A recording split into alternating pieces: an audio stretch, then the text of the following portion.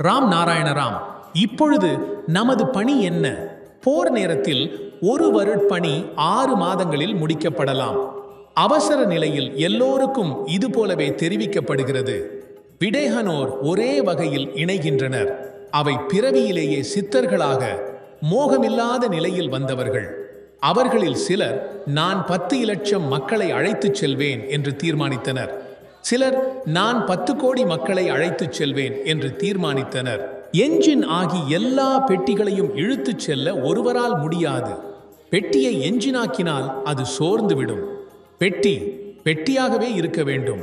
Engine செல்கின்ற இடத்திற்கு பெட்டியும் சென்றால் சரிதான்.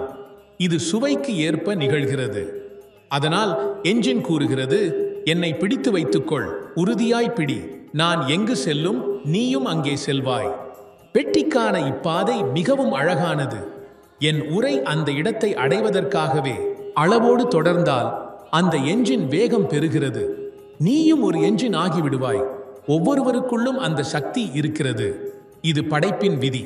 அது கூறுகிறது, இந்த பணியை நீ தொடர்ந்து செய்ய வேண்டும். பிடித்து வைத்துக் கொள்ளுங்கள், விட வேண்டாம். நான் ஏற்கனவே கூறியுள்ளேன், ஒவ்வொரு பணியிலும் தடைகள் உண்டு. நாம் பார்க்க முடியாத ஒன்றைதான் விதேகி அல்லது வெளிநாட்டு சக்தி என்கிறோம். அவை எப்போதும் தடையாக இருப்பதில்லை, ஆனால் குழப்பங்களை உருவாக்குகின்றன. இந்த ஓட்டத்தில் தடைகளை உருவாக்குகின்றன.